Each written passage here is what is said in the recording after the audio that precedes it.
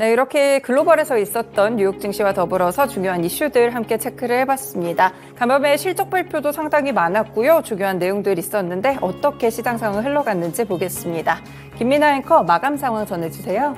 네, 투자자들, 시장, 인플레이션, 경기 침체 이 네 가지 항목들 안에서 정말 복잡하게 줄다리기가 팽팽하게 이루어지고 있다. 이렇게 한마디로 정리를 해볼 수 있겠습니다. 간밤에는 유럽에서도 CPI 지수가 발표가 됐습니다. 그리고 영국의 물가 상승률까지 발표가 됐는데 이러한 부분들이 지금은 호락호락해 보이지가 않는데요. 유럽 증시 혼조세로 장을 마쳤습니다. 유럽 증시 대체적으로 살펴보시면 유로스톡스 50지수 0.01%로 소폭 하락 마감했습니다. 4,393.57%의 장을 마쳤는데요. 어제 주요국들의 지수 흐름 자체가 엇갈린 채로 장을 마쳤습니다. 독일의 닥스 지수는 12.53포인트, 0.08%가량 뛰면서 5,895.21을 기록을 했고요. 프랑스 파리의 까크 지수는 0.21% 상승하며 장을 마쳤습니다. 하지만 영국 런던 증시의 FTSE 100 지수가 0.13% 하락한 채로 장을 마쳤는데요. 물가 상승률의 영향을 받았기 때문입니다. 우선 유로존의 소비자 물가지수인 CPI 상승세는 3월에 크게 완화되는 모습이 나타났지만 영국의 3월 CPI가 전년 동월 대비 10.1% 상승하면서 큰 폭의 증가세를 나타냈는데요. 이에 따라서 유로스톡스 50지수의 대체적인 흐름을 보시더라도 변동성이 강했습니다. 이 부분 체크해 보시면서 다음의 지수 흐름도 파악해 보시죠. 네, 넘어가서 원유 선물 가격 흐름 살펴보겠습니다. 원유 선물 가격은 2%로 약세를 나타냈습니다. 그 전까지만 하더라도 아슬아슬하게라도 80달러 선을 머무르는 모습을 나타냈는데 이번에는 이 80달러 선을 깨트리면서 78.96달러에 장을 마쳤습니다. 장 초반에는 그래도 이 상승권에 머물러 있는 모습이 조금 더 강하게 연출이 됐지만 탄력이 둔화되면서 결국에는 78달러 선에 거래를 마쳤고요. 경기 침체에 대한 우려감이 번지고 있는 영향으로 풀이가 되고 있습니다. 네, 이렇게 유럽 증시 그리고 원유 선물 가격 지수 흐름까지 살펴봤습니다. 이어서 미국 증시 마감 상황은 SH인베스트먼트 김선영 연구원 연결해 보겠습니다. 안녕하세요. 네, 안녕하십니까. 네, 미국 증시 마감 상황 어떻게 진행됐을까요? 예, 오늘 뉴욕 증시는 장중 소폭의 등락을 거듭한 후 혼조세로 마감됐고 다우지수가 0.2%, S&P 500이 0.01% 소폭 하락했던 반면 나스닥은 0.03%의 상승세를 보였고 전체 거래량은 평소보다 크게 감소한 하루였습니다. 다우지수의 구성 종목인 어메리칸 익스프레스가 예상을 상회한 실적으로 상승하면서 금융업 전반을 끌어올리며 오늘 증시의 상승을 주도했지만 벤치마크인 10년물 금리가 3.6%를 넘어서는 등 미국 국채금리 상승세가 지속된 점이 시장의 추가 상승을 저지한 역할을 했는데요. 영국의 3월 CPI가 전년 동월 대비 10% 이상 오르면서 시장의 예상치를 크게 웃던 점이 글로벌 중앙은행들의 긴축에 대한 우려를 높였던 가운데 미국의 금융시장은 연준이 5월 FOMC에서 기준금리를 0.25%포인트 인상할 것으로 예상하고 있지만 이후 연준의 금리 인하 가능성 관련 불확실성이 증가하고 있는 점이 투자 심리를 위축시켰다는 분석입니다. 업종별로는 금융, 헬스케어, 유틸리티, 항공 운송업이 상승했던 반면 기초 소재와 에너지, 반도체가 약세를 보였고 WTI 원유 가격이 2% 넘는 하락을 보이면서 관련 업종을 끌어내렸던 반면 달러 인덱스는 0.2%의 강세를 나타냈습니다. 오늘 특징 종목들을 보면 4월 들어 고객 예금 인출 사태가 멈추고 증가세로 돌아섰다고 공시한 아리조나주 피닉스 기반의 웨스턴 얼라이언스 뱅커 코프가 오늘 24%의 폭등세를 보였고 반면 비트코인 채굴 관련 반도체 사업을 중단한다고 발표한 인텔이 2% 넘는 하락세를 보이며 반도체는 물론 가상화폐 가격의 전반을 끌어내렸으며 예상을 상회한 분기 실적 발표로 대형 제약사인 에버틀랩의 주가가 7.8% 급등하면서 제약업종에는 호재로 반영됐습니다.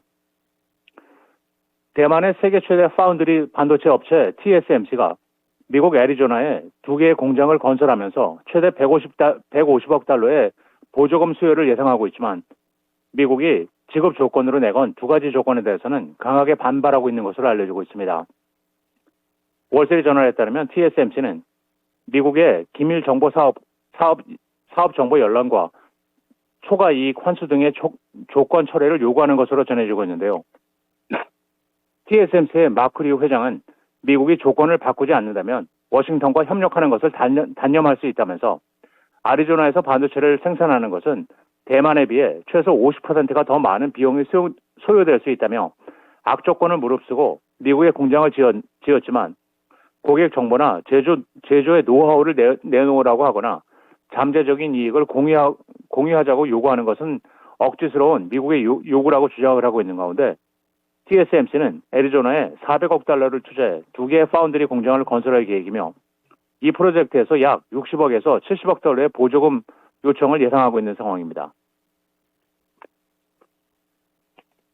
유럽연합 EU가 430억 유로를 투입해 유럽 내에서 반도체 산업을 대대적으로 육성하는 데 합의하면서 글로벌 반도체 전쟁에 본격적으로 뛰어들 것이라는 계획을 밝혔습니다. EU 집행위원회는 기자회견을 열고 반도체 지원법에 대한 3차 협의가 최종 타결됐다고 밝혔는데요. EU의 행정부 격인 집행위원회가 27개국을 대표하는 이사회와 유럽의회 등이 최종 합의에 도달했다는 의미인데요. 반도체법은 EU가 보유하고 있는 연구개발 능력과 반도체 장비 기술을 바탕으로 생산 역량을 단기간에 증가시켜 2030년까지 EU의 전 세계 반도체 생산 시장 점유율을 기존의 9%에서 20%로 크게 확대하는 것을 목표로 하고 있습니다. 이는 미국을 비롯해 한국, 중국, 일본, 타이완 등 아시아 국가의 공격적인 반도체 산업 전략에 맞대응하기 위한 조치라는 분석인 가운데 EU 측은 이번 합의는 경쟁력 있는 반도체 산업을 가능하게 하고 세계 시장 점유율을 늘리기 위한 기반을 구축할 것이라면서 이 같은 야심찬 계획을 발표하고 있는 가운데 당초 EU는 첨단 반도체 공장만 지원할 계획이었지만 협의 과정에서 일반 생산 부분과 R&D, 설계 등 반도체 공급망 전반으로 지원을 확대하기로 결의한 것입니다. 증권사 RBC뱅크의 투자의견 하향으로 캘리포니아주 얼바인에 볼산을 두고 있는 전기차 업체 리비안 오토모티브의 주가가 오늘 4.5%의 하락세를 보이면서 12달러 82센트의 거래를 마쳤습니다. RBC는 리비안에 대한 투자 의견을 기존의 아웃퍼폼에서 동일 비중으로 낮추고 목표 주가는 종전의 28에서 14달러로 대폭 하향 제시했는데요. 전기차 확대 추세로 리비안이 시장 점유율을 확보할 수 있는 좋은 위치에 있긴 하지만 적은 생산량으로는 마진이 제한적이라면서 최근 공개한 R2 모델의 공개와 생산 계획에도 불구하고 경상 비용 부담을 개선하기는 어려울 것이라고 지적을 했습니다.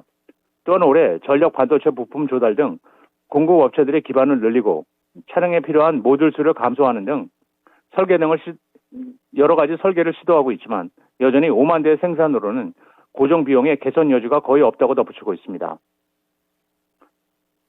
마지막으로 내일은 점리부동산중개인협회 3월 기존 주택 매매 건수가 발표되며 시장 예상은 450만 건이며 이어 컨퍼런스 보드의 3월 경기 선행지수, 노동부의 주간 실업수당 청구 건수, 필라델피아 연방은행의 4월 관할지역 제조업지수, 에너지청의 주간 천연가스 재고량이 발표되며 유니언 퍼시픽, 타이완 세마이컨덕터, 필립 모리스 인터내셔널, 트루이스트 파이낸셜, 오토네이션, 알라스카 에어, DR 호튼, 키코프, PPG 인더스트리스, 블랙잉크, 그리고 시게이트 테크놀로지가 지난 분기 실적을 발표합니다.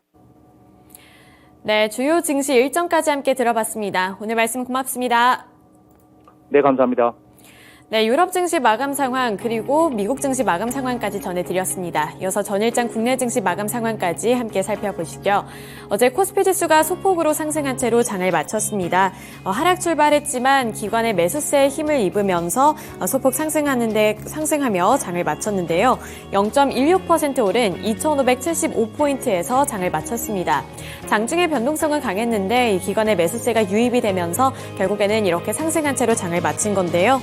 업종별 흐름도 살펴보도록 하겠습니다.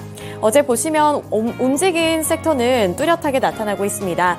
대표적으로 완성차 기업들의 주가가 어제 다시 한번 반등하는 흐름이 나타났습니다.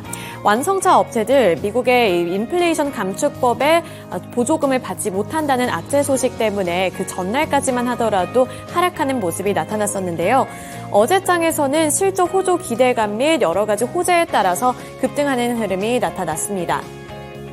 대표적으로 현대차가 1.15% 올랐습니다. 19만 3,600원의 종가를 형성해냈는데요. 장 막판에 갈수록 더욱더 탄력적인 모습을 나타냈습니다. 그 다음으로 기아는 더 큰 탄력을 받았습니다. 3% 넘는 상승률을 나타냈는데요. 3.26% 오른 85,400원의 장을 마쳤는데 마찬가지로 주가 흐름은 비슷했습니다. 점차 갈수록 탄력을 받아나가는 모습이 연출됐습니다. 또 현대차와 기아와 더불어서 현대모비스도 0.89% 오른 채로 장을 마쳤고요. 현대차 우선주도 1% 가까이 되는 상승세를 나타낸 가운데 현대차 우선주 다른 종목도 1.21% 오른 10만 200원의 장을 마쳤습니다. 그 밖에 부품 관련 종목들도 일제히 투심이 개선이 됐습니다. 명신산업이 3%대 상승률을 나타냈고요. HL만도가 2.03%, SL이 2.01% 올랐습니다. 이렇게 현대차와 기아를 필두로 자동차주 그리고 부품주들이 오른 데는 이유가 있었는데요. 우선 현대차와 기아는 앞서서 살펴드렸다시피 호실적 전망이 긍정적인 재료로 작용이 됐습니다. 대표적으로 어제 KB증권은 전일 현대차의 올해와 내년 연간 영업이익 전망치를 상향하며 목표 주가도 25만 원까지 상향을 했는데요. 이 KB증권은 1분기 중에 현대차 판매가 예상을 웃돌았고 경쟁사들의 생산 정상화가 예상보다 지연되면서 완성차 업체들 간의 경쟁도 예상보다는 치열하지 않은 것으로 판단하기 때문에 영업이익 전망치를 상향한다고 설명했습니다. 이렇게 호실적 전망을 등에 업고 현대차와 기아가 급등하는 모습을 나타냈고요. 여기에 이어서 유럽과 관련되어 있는 호재 소식도 한 가지 있었습니다. 유럽 내 충전 인프라 조성 소식 및 SK그룹의 북미 투자 모멘텀이 지속이 되면서 이 관련 종목들이 부각을 받은 건데요. 현대차가 이 범유럽 통합 EV 공공충전 서비스인 차지 마이 현대를 통해서 이 유럽의 30개국에 전기차 충전소 50만 개를 설치를 했습니다. 이 차지마이 현대는 유럽 내 현대차 전기차 소유자들의 충전 편의를 제공을 하고 별도 전기차 충전 시 별장치 카드 또는 전용 앱을 통해서 유럽 전역의 충전 인프라를 누릴 수 있게 해주는데요. 이 서비스 지역에 따라서 자동으로 관세 혜택이 적용된다는 점에서도 투자자들의 관심을 모으고 있습니다. 이에 따라서 현대차를 비롯해서 현대그룹주들 그리고 부품 관련 종목들까지 일제히 올랐다는 점 체크해 보시죠. 이 밖에 이런 전기차 충전소 소식 덕분에 전기차 충전소 관련 종목들도 올랐는데요. 대표적인 종목들이 Y2솔루션, YM텍, 그리고 웰바이오텍 등이 있었습니다. 그 다음으로 철강주들 살펴보도록 하겠습니다. 어제 시장에서는 철강 종목들도 상승하는 흐름을 나타냈습니다. 우선 대표적인 현대제철 1.2%로 조정을 받았지만 중소형주들 중심으로 상승세가 나타났고요. 어제 시장에서 가장 두각을 드러낸 종목은 바로 KG스틸입니다. KG스틸이 17% 넘게 급등을 했고요. 17.89% 오른 13,440원에 장을 마쳤습니다. 중국 내 수요 회복 기대감에 따라서 최근에는 철강주들이 고개를 들고 있다고 설명해 드린 바 있는데요. 이 철강 같은 경우에는 중국에서 리오프닝 실적 호전 기대감을 보이면서 주가를 이끌고 있습니다. KG스틸은 냉연 강판과 속도 강판, 칼라 강판 등 각종 표면 처리 강판을 주요 제품으로 생산을 해서 국내외에 판매하는 글로벌 철강 전문 회사로 알려져 있는데요. 이에 따라서 어제 두 자릿수대 상승률을 나타냈고요. 최근 반년간의 흐름을 보시더라도 양호한 수익률을 나타내고 있습니다. 그 밖에 휴스틸도 3.3% 오르면서 장 후반부로 갈수록 더욱더 탄력적인 모습이 나타났고요. 종가는 7,200원을 기록했습니다. 그 다음으로 2차 전지 관련 종목으로 엮이는 TCC 스틸 같은 경우에는 최근에 무섭게 급등한 데 이은 차익 실현 매물이 빠져나오면서 4.69% 하락한 채로 장을 마쳤고요. 조일 알루미늄 같은 경우에는 이 알루미늄 관련 종목들의 주가가 희비교차되는 모습이 나타난 가운데 2.66%로 거의 홀로 올랐습니다. 2.66% 오른 4,050원에 장을 마쳤는데요. 이 사마 알루미늄 그리고 남선 알루미늄 같은 경우에는 일제히 하락했지만 조일 알루미늄 같은 경우에는 2차 전지 소재와도 연관성이 있다는 점 체크해 보시면서 앞으로의 주가 흐름도 보셔야겠습니다. 어제 시장에서는 아주스틸도 3%대 상승률을 나타낸 가운데 알루코도 2.02% 올랐고요. 풍산, 동국제강 일제히 올랐습니다. 그리고 어제 시장에서 또 한 가지 두각을 드러낸 종목이 바로 이구산업입니다.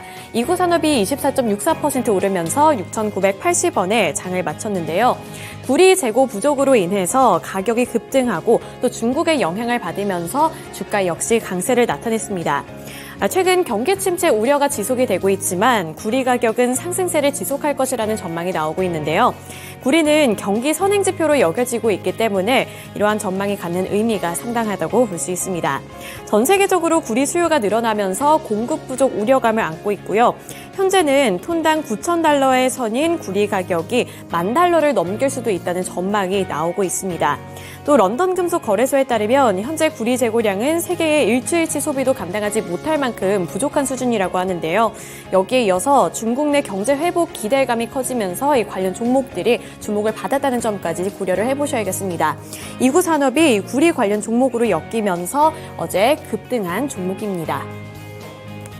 네, 이렇게 철강 종목들까지 함께 살펴봤습니다. 이어서 코스닥 시장으로 넘어가 보겠습니다. 코스닥 지수도 어제 소폭으로 상승한 채로 장을 마쳤습니다.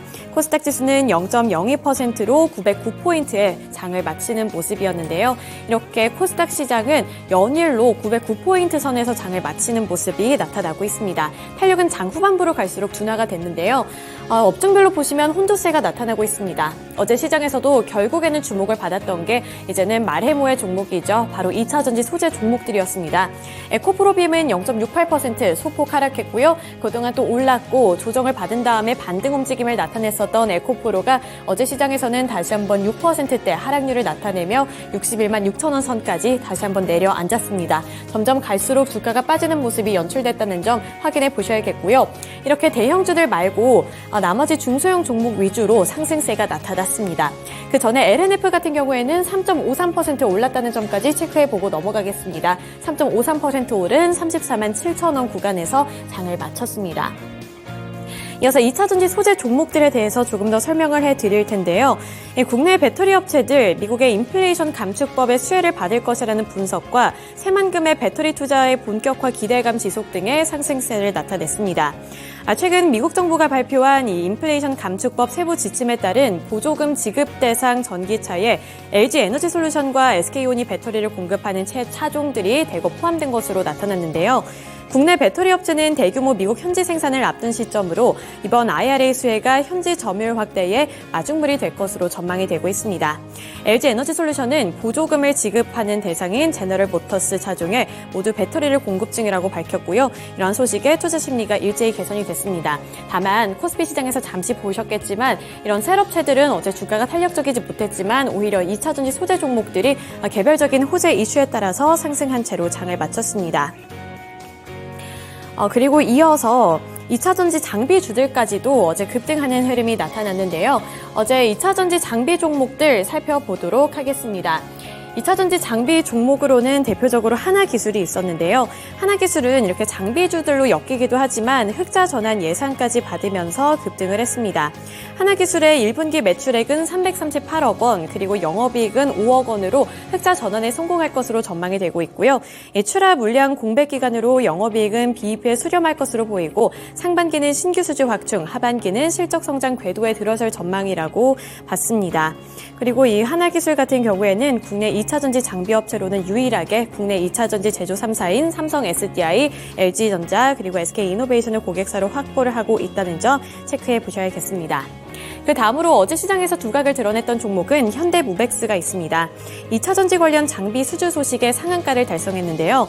현대무벡스가 443억 원 규모의 2차전지 전극 조립, 공정 물류 자동화 장비 설계 등 공급 계약을 맺겠다고 나섰습니다.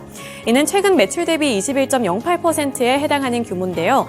다만 어느 기업에 공급하는지는 아직 알려진 바가 없습니다. 또 여기에 이어서 원희룡 국토교통부 장관이 물류 연구 개발에 예산을 지원을 하겠다, 이러한 소식 때문에 또 한 번 오르는 모습이 나타났는데요. 이 물류 산업을 미래 핵심 성장 동력으로 육성할 것이라는 소식까지 호재로 작용이 되면서 현대무비스의 이런 수주 소식이 긍정적인 자료로 작용되며 상한가를 달성했습니다.